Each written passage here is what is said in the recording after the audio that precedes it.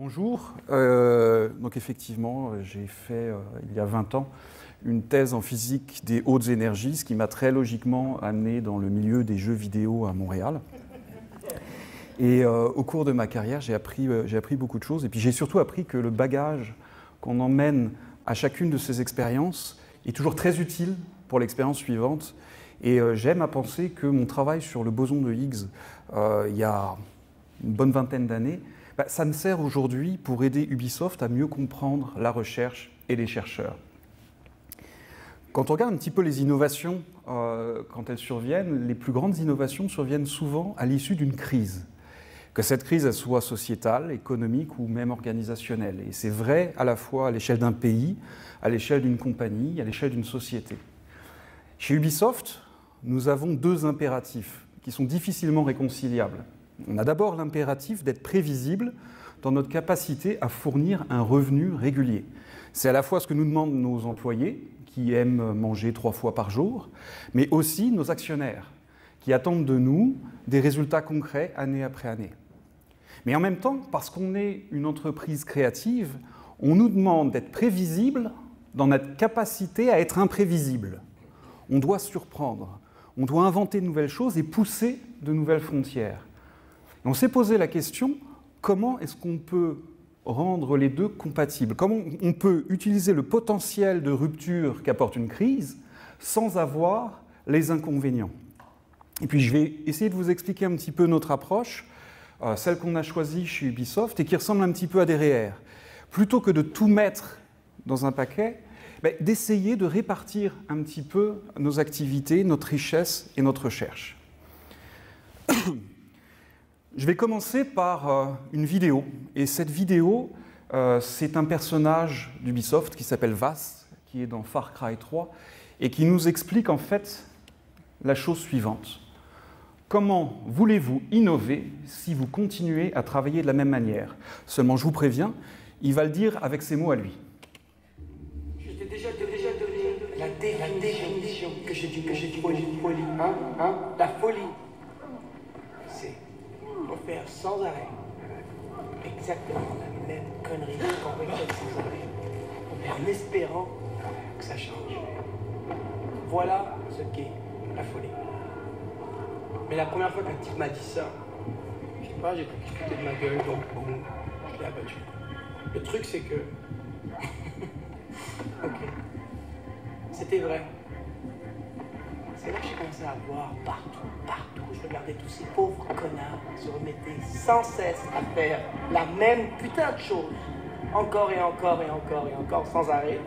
En se disant, cette fois, ça sera différent. Non, pitié. Cette fois, ça sera différent. Excuse-moi.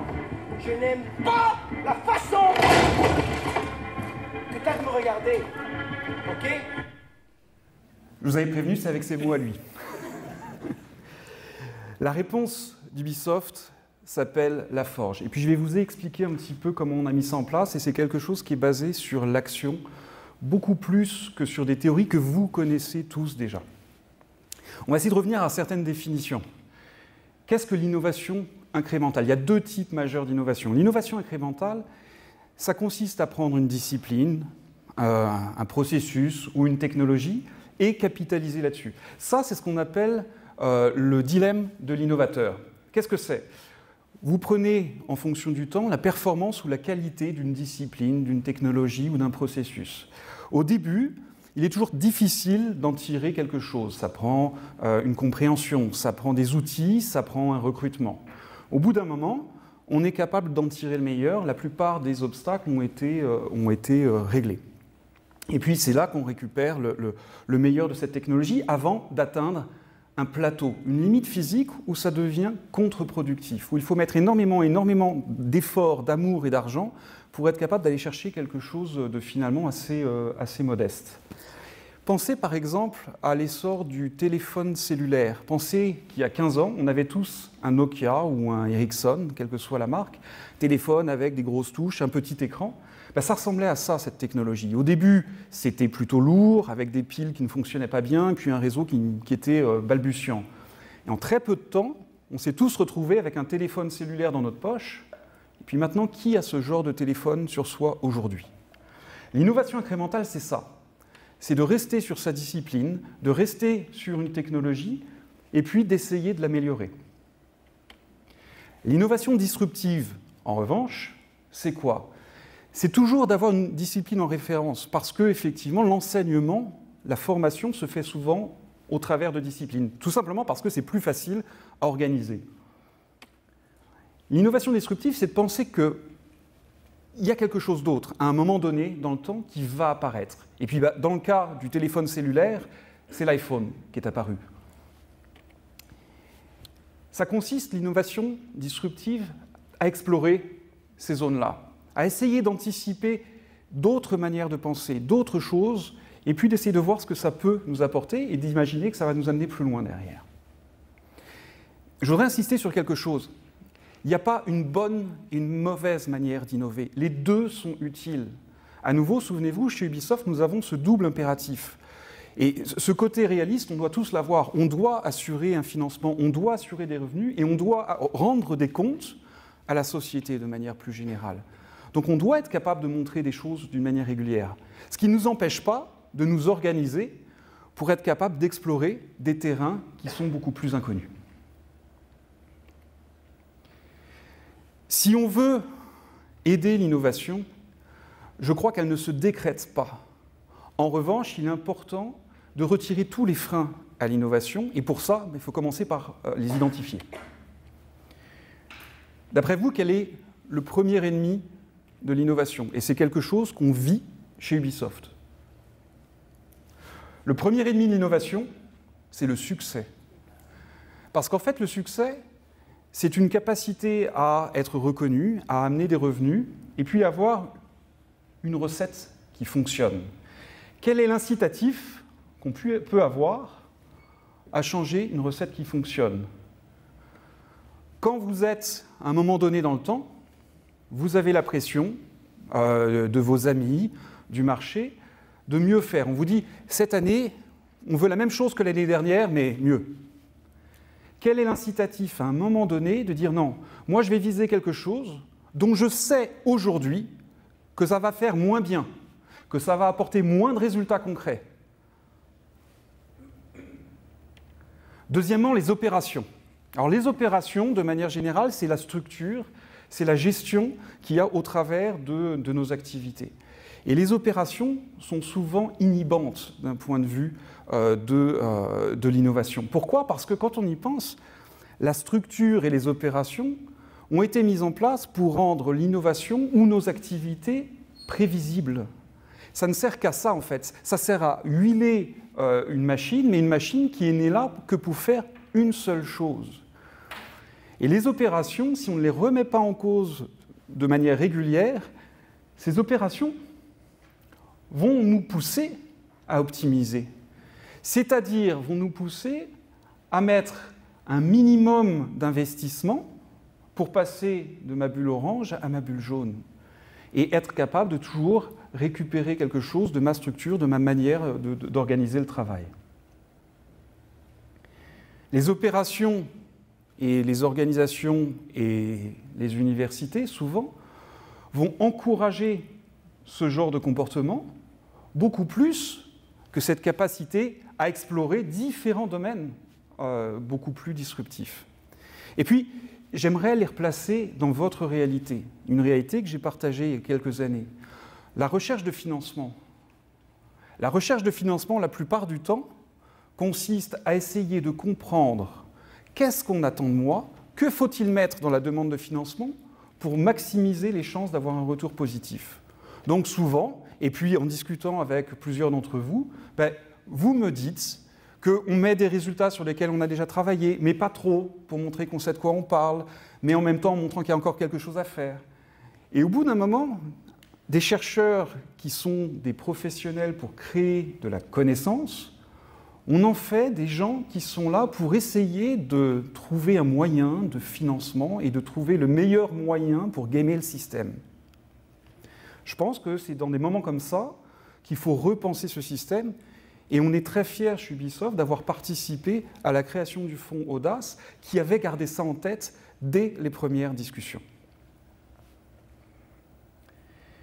Les opérations les structures, les organisations vont toujours privilégier la voie qui est compliquée, complexe, mais qui sait vous amener d'un point A au point B en un temps totalement prévisible, beaucoup plus que laisser place à une exploration sans savoir si un jour on va trouver quelque chose. Et la conséquence de cette organisation, c'est les silos, les disciplines. C'est une manière d'organiser le travail pour la rationaliser. La rationaliser soit parce que c'est plus simple, parce que c'est plus efficient, mais pas toujours plus efficace. Et puis, d'un point de vue de l'expert, ça prend du courage pour se poser la question « Pourquoi renoncer à une discipline ?» Si j'ai bâti ma carrière pendant 10 ou 20 ans sur un sujet, que je suis reconnu comme l'expert de tel sujet, pourquoi est-ce que j'abandonnerais ça pour redevenir un débutant, quelque part? Et ça prend beaucoup de courage pour faire ça. Maintenant, quand on prend un petit peu de recul et qu'on regarde au niveau du Québec, au niveau de la recherche ou d'une organisation comme Ubisoft, ben, on fait rarement face à une seule expertise. Et c'est là le problème. Il y a une recette connue qui marche très bien, par exemple, dans le jeu vidéo pour l'animation ou pour la génération de l'audio, mais qui sont en fait autant de petits silos qui s'optimisent chacun dans leur coin. Et au bout d'un moment, ben, chacune de ces optimisations-là ne fait pas une seule bonne grande recette. Chez Ubisoft, on veut faire d'excellents jeux vidéo. On ne veut pas faire une excellente animation d'un côté ou de l'excellent audio de l'autre. On veut être capable d'avoir un tout et que ce tout soit le plus créatif et le plus intéressant possible. Et pour ça, il ne faut pas se mettre du point de vue de la discipline étant du point de vue de celui qui offre le service. Il faut se mettre du point de vue, comme disait Sandeep tout à l'heure, de la thématique, c'est-à-dire celui qui reçoit, celui qui a un problème ou de ce qu'on veut cibler à la fin. Et je pense que c'est ça qu'il ne faut pas oublier.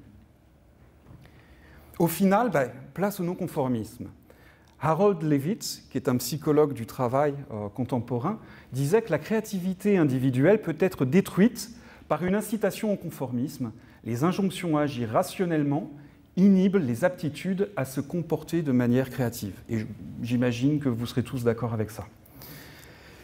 Je ne suis pas certain que vous êtes tous des spécialistes du jeu vidéo, donc je vous ai présenté une petite vidéo pour vous expliquer un petit peu ce qu'on fait et vous expliquer un petit peu, mettre en contexte les défis qu'Ubisoft a pour nourrir cette créativité. Alors Ubisoft est connu pour ses mondes ouverts.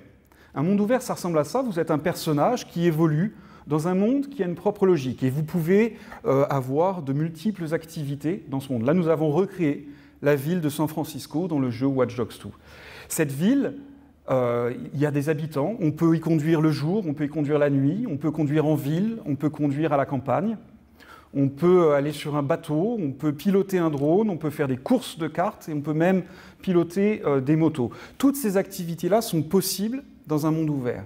Imaginez un jeu de la taille de la ville de San Francisco dans laquelle vous pouvez faire toutes ces activités-là.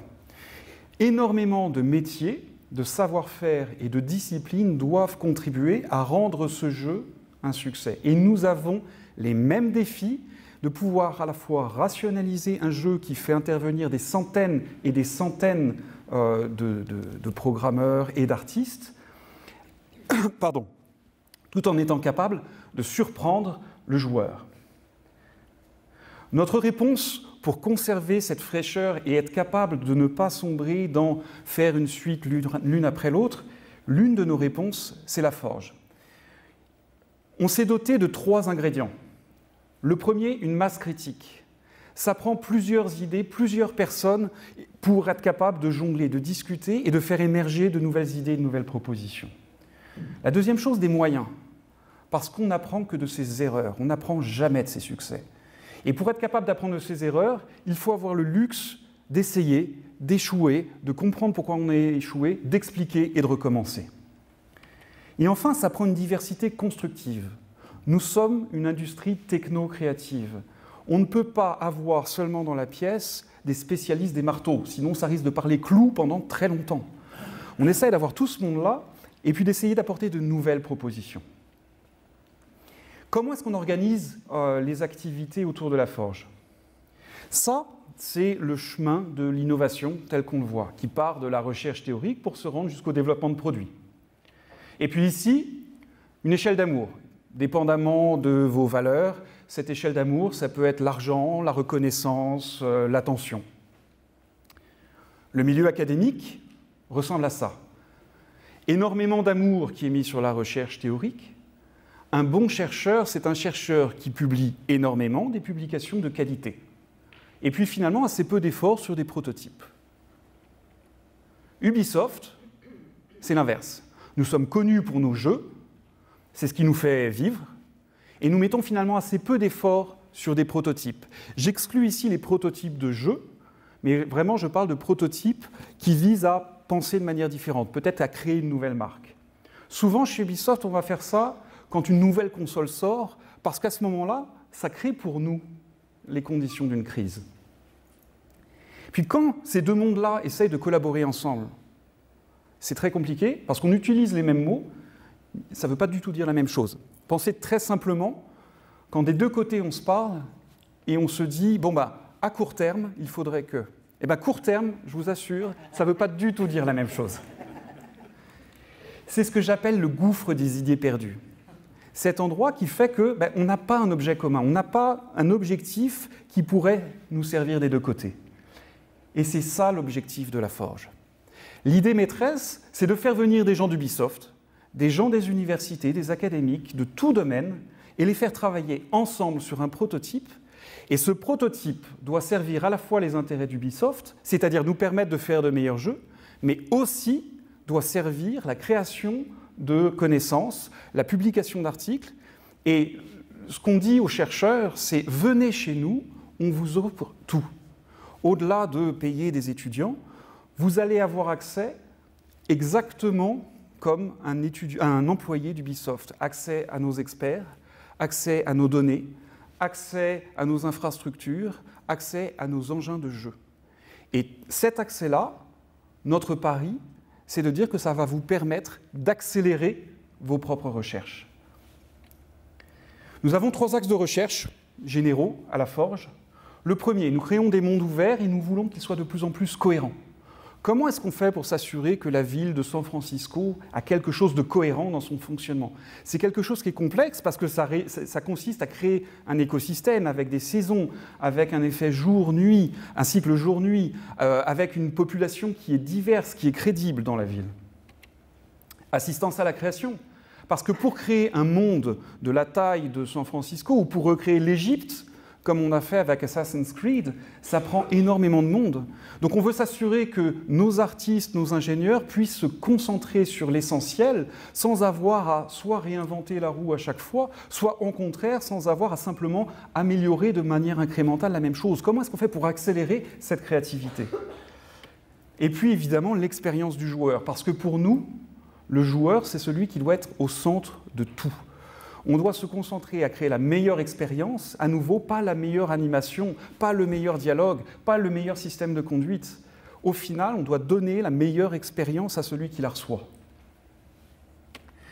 Quelques chiffres. Ça fait 2 ans qu'on existe. Nous travaillons avec 6 universités qui sont toutes dans la région de Montréal parce que la Forge a démarré à Montréal et que nous privilégions la colocation, mais on accepte les étudiants qui viennent de partout. Nous avons déjà 4 publications scientifiques que nous avons coécrites. Ça ne compte pas les publications que nous avons soutenues auprès de chercheurs qui ont écrit en leur nom. Et nous travaillons au total en permanence avec une vingtaine de chercheurs et d'étudiants dans nos locaux. Maintenant, je voudrais vous montrer quelques exemples, parce que c'est bien beau là tout ce que je vous raconte, mais j'aimerais vous montrer un petit peu ce qui leur sort et l'intérêt commun qu'on peut en retirer. Tout d'abord, que se passe-t-il quand vous prenez des experts en intelligence artificielle, ou ce qu'on appelle en anglais des data scientists, et que vous les mettez au même endroit avec des animateurs? Mais ils commencent à repenser l'animation de manière un petit peu différente. Je vais vous expliquer très rapidement comment fonctionne un système d'animation. Un système d'animation, ça consiste d'abord à capturer le mouvement d'un acteur au système d'un système de capture avec des caméras un petit peu partout, d'utiliser ensuite cette capture, donc ces points qui ont été capturés, pour les réintroduire en 3 dimensions dans un engin de jeu. Par contre, pour faire ça, on va couper ces mouvements en petites sections et en temps réel, on va coller chacune des sections en fonction de ce que fait le joueur ou en fonction de ce qui se passe du contexte du jeu. En faisant ça, la première étape dans la capture de mouvement consiste à nettoyer les données de capture qui sortent souvent très bruitées. Voici un exemple de collaboration. Donc à gauche, c'est le pire cas, les données qui sortent brutes de décoffrage de la capture. Donc les données sont bruitées et créent à la fin des distorsions sur le personnage. À droite, le processus traditionnel, donc qu'on a amélioré au fil du temps et qui consiste à manuellement replacer chacun des points. Au milieu, une nouvelle méthode qu'on a créée avec ces experts en intelligence artificielle et qui permet, en temps réel, de sortir du data déjà nettoyé. Qu'est-ce que ça permet de faire, ça? Ça permet de faire en sorte que nos animateurs, au lieu de commencer par passer une journée de nettoyage de données pour avoir quelque chose qui fonctionne, peuvent tout de suite se concentrer sur ce sur quoi ils ont une valeur ajoutée, c'est-à-dire affiner ces animations et en faire quelque chose qui soit beau et inspirant. Un autre exemple, toujours en prenant des experts en intelligence artificielle et des programmeurs. Là, on a changé le paradigme de programmation des jeux chez Ubisoft. Pendant des années, qu'est-ce qu'on a fait en créant nos jeux? On crée des lignes de code, on soumet le code, des testeurs quelque part testent le jeu, renvoient des bugs, on corrige les bugs et on recommence. Mais avec des jeux qui sont de plus en plus gros et de plus en plus complexes, il devient impossible de les tester avec une armée de testeurs. C'est physiquement impossible. Alors on a travaillé avec des experts en intelligence artificielle. Et il y a 3 mois, on a sorti un projet qui s'appelle le Commit Assistant et on en a fait une capsule que je vais vous montrer. On est très fiers de ce projet-là parce qu'il symbolise bien l'esprit de la forge. C'est un projet qui a été reconnu à la fois par le MIT, par le journal Rolling Stone et pour lequel nous avons publié la recette sur notre site web.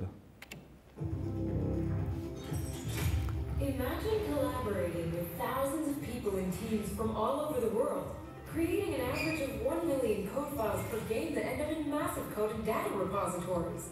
Sound daunting?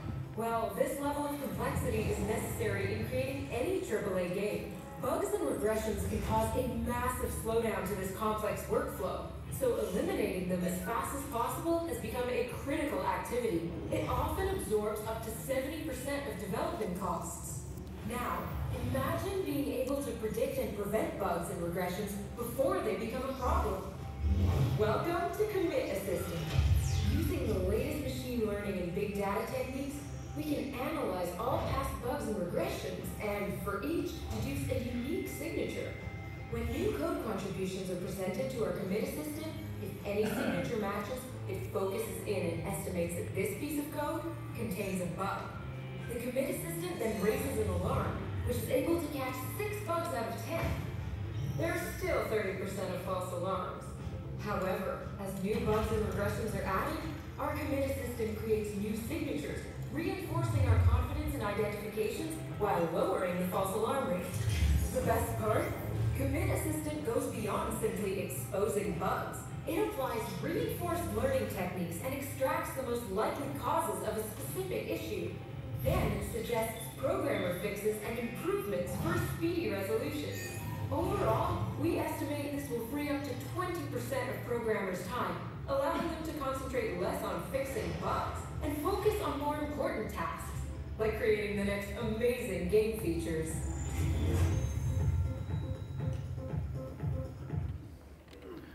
Alors nous n'avons pas que des projets en technologie et en programmation. Un jeu vidéo, c'est beaucoup plus que ça.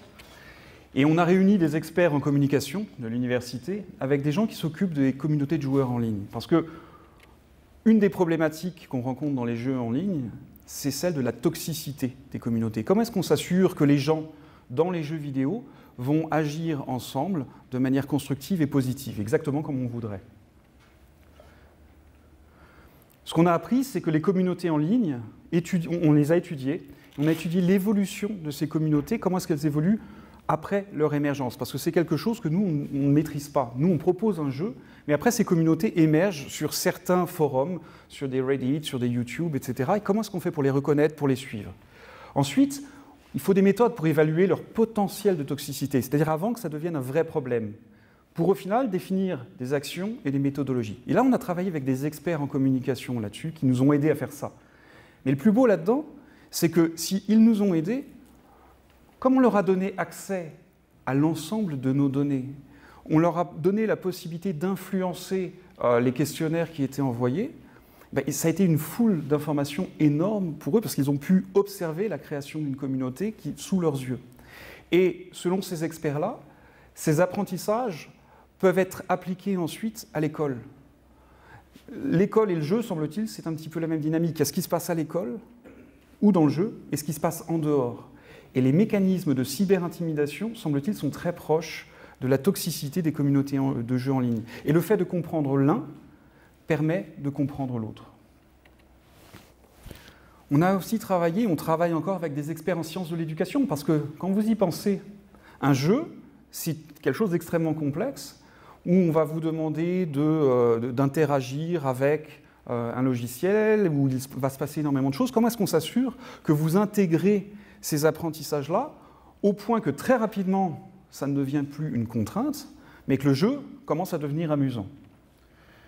On a travaillé avec des experts en sciences de l'éducation pour comprendre nos joueurs avec énormément de biométrie. On a essayé de mesurer l'engagement d'un joueur, l'engagement d'un apprentissage, afin de déterminer quelles sont les meilleures stratégies pour exposer une information. Et puis évidemment, ces apprentissages-là sont intéressants pour nous, mais ils sont aussi intéressants pour ces experts en sciences de l'éducation qui vont l'appliquer pour tout ce qui est apprentissage en ligne. Maintenant, quand je regarde un petit peu les 2 années qui viennent de se passer, et puis que j'essaie de projeter notre relation avec le savoir académique et que je regarde un petit peu le futur, je vois aussi un nouveau paradigme dans la contribution du domaine du jeu vidéo. 3 axes, évidemment, changer la manière dont on fait les jeux, qui va bouleverser énormément de choses, des métiers qui vont évoluer, des métiers qui vont changer. Évidemment, le joueur, notre relation avec lui, mais aussi notre impact sur la société. Et je vais vous expliquer pourquoi. Au niveau des métiers de leur évolution, on est vraiment, nous, là, aux premières loges. On commence à voir des métiers disparaître. Le métier, tout à l'heure, de ces gens, de ces animateurs qui nettoient les données de capture de mouvement, c'est un métier qui, dans 2-3 ans, c'est une spécialité qui va disparaître. Notre responsabilité chez Ubisoft, c'est de former ces gens-là à de nouvelles manières de faire, à de nouvelles technologies, et leur donner une nouvelle plus-value, devenir des experts et des conseillers. L'automatisation, même chose. Je vous ai montré tout à l'heure un système qui est capable d'attraper un certain nombre de bugs avant qu'ils ne soient commis. C'est le Minority Report du programmeur. Au niveau de l'automatisation, il y a énormément de gens qui vont rester sur le carreau si on ne prend pas, nous, la peine de les former, de les amener à travailler différemment et de changer leur méthode de travail. Donc on a beaucoup d'attention à la fois à ces technologies, ce qu'elles permettent de faire dans la transformation de notre industrie, mais on s'assure que les gens, on ne les abandonne pas sur le bord de la route. Au niveau des joueurs, on veut enrichir leur expérience avec des expériences qui vont devenir de plus en plus personnalisées, d'être capable d'aller au rythme du joueur et de lui proposer exactement la bonne chose au bon moment. Et ça, ce n'est pas différent de ce qu'on veut trouver dans les sciences de l'éducation.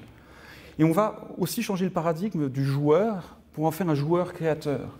Les jeux vont devenir de plus en plus des Legos dans lesquels les joueurs vont contribuer, vont pouvoir être créatifs, créer des personnages, créer des environnements et les partager.